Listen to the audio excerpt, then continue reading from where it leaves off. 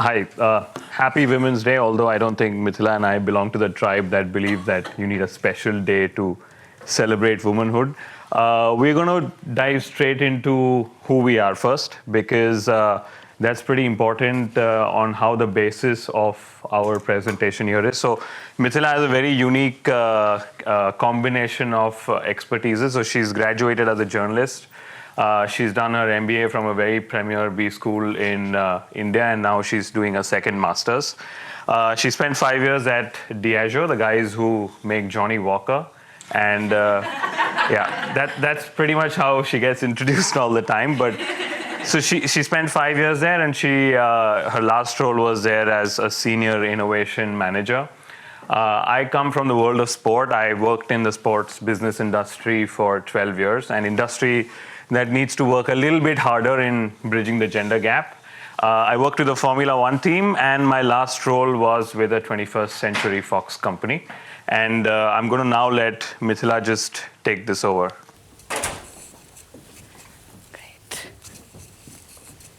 Great. So I'm just going to flip back. So I want you guys to just think of, a typical CEO. What do you guys think of?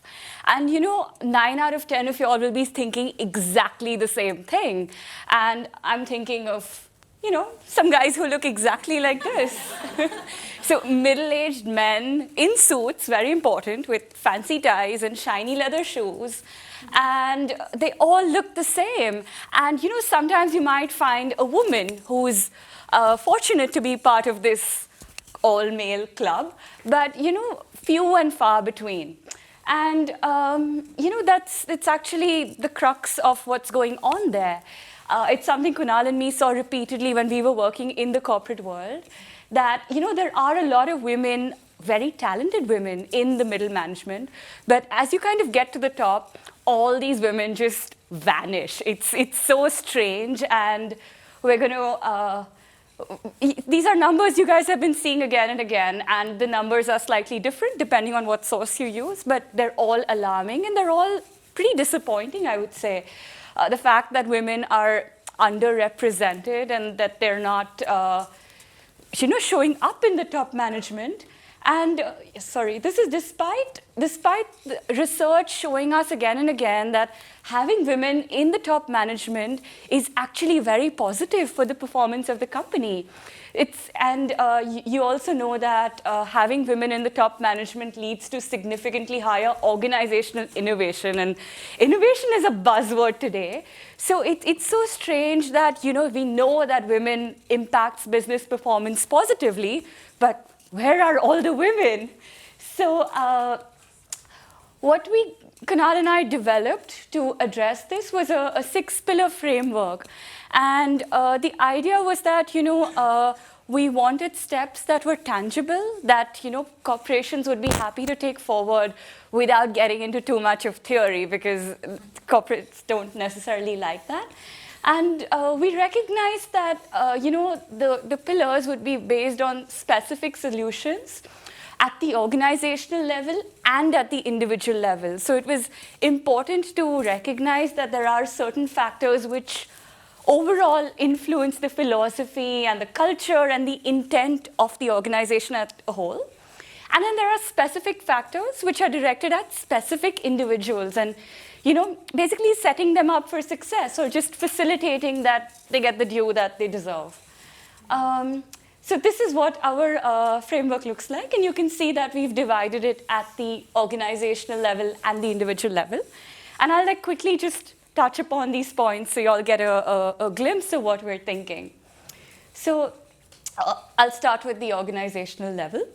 So starting with a diversity audit, it's like, to improve, you need to first know where you are. And if you don't know where you are, how are you going to improve? It's just going to be a shot in the dark. So having a diversity audit becomes very important. And I was doing a lot of reading on this, and I found that organizations tend to quantify diversity as, we have X% women in this role. But they don't really go beyond that necessarily. So, even aspects like what is the quality of work that they're doing, what is the percentage of women that are involved in important projects, are women likely to leave the organization at a particular level, and if so, why? Are women being hired? Are they represented in all roles and all functions? So just kind of understanding where we are and then kind of institutionalizing this, doing this, say, every year, or like you do a financial audit and an environmental audit, you have a diversity audit that becomes part of the agenda of the organization. The second aspect was about empowering women through policies. Research has shown that often for women, when you take a break to have a baby, and sometimes you might have more than one baby, so you'll have multiple breaks, actually then taking that break and then rejoining the workforce becomes very problematic. And we know that this is an issue, and it's very possible for organizations to help address this.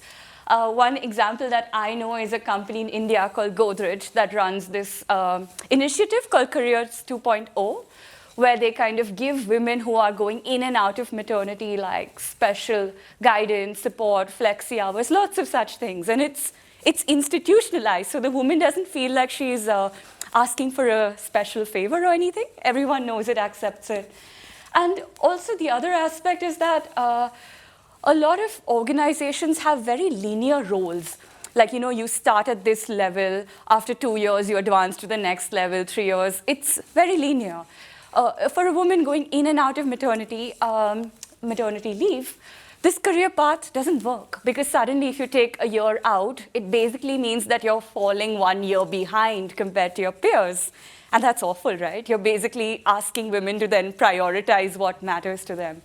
So it would be really great for organizations to think about career paths for women in this context and deviate from the linear career paths, because even if a woman is on maternity leave, she's still actually gaining experience. It's just not on the desk or on the job kind of experience. It's life experiences. So that should also be considered.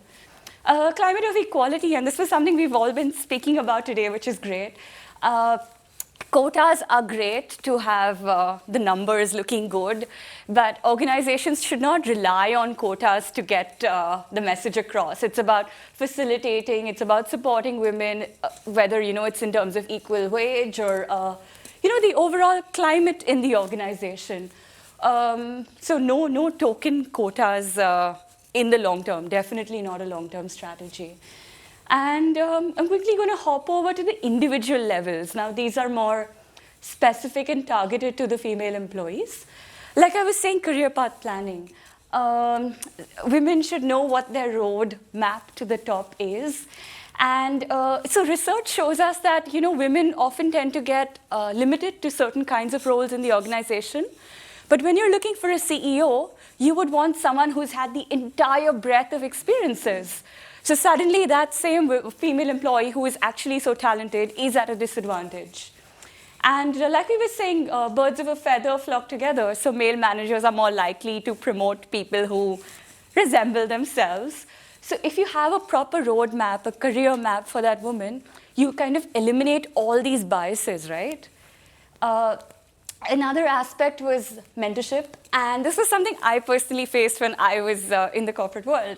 That because there's a dearth of women at the top, really successful women at the top, there's no one to really look up to. And in a way that can be very daunting, because you don't really know what the journey ahead can be like. So mentoring is super important. And that's actually like the top management grooming the next level of employees. And if there are no, if certain organizations don't have enough women at the top, because we know that's a problem, different organizations can actually collaborate. They can have like larger, bodies of women coming together to have mentorship programs. And finally, about involving and integrating. Basically, it's about inviting women to take a seat at the table. A lot of organizations have like these informal networks, which are heavily male-dominated. And these networks are really important because that's where often the big promotion or the big project opportunity comes from, these informal networks. So just kind of making managers aware that, these exclusionary informal networks can actually be harming the career prospects of employees, and also actively making sure that women are given high visibility projects, which often hence lead to career advancement. And that's a problem, basically spoken. So it's about overall just making sure that everyone in the organization is aware of the agenda, to integrate, to involve, and to basically not leave anyone behind or leave anyone out. Of course, implementing all this is not easy, but the fact that all of us are here discussing this today is, absolutely, it highlights our intent to take a step in the right direction. Results don't come overnight, and often corporates want to sit with a balance sheet and say like, okay, did we meet our targets? But this is something that you need to invest in. It'll take time, but it'll fructify beautifully. Some steps are measurable, but some are not. Some are cultural, so it takes time to influence. We have to remember that organizations operate in a larger socio-cultural fabric. So there are things that you could do, but just because you are based in a particular society, you might not always be successful. But you have to just keep that in mind and see how you can help facilitate it. Like, for example, if you are in a society where women are expected to be the primary caregivers for the children, maybe you can make sure you have like a childcare facility at your workplace. So lots of things that organizations can think about. Simply put, it's not just beneficial to the business, but it's the right thing to do. And that's why we're going to take this course forward. So thank you for your time.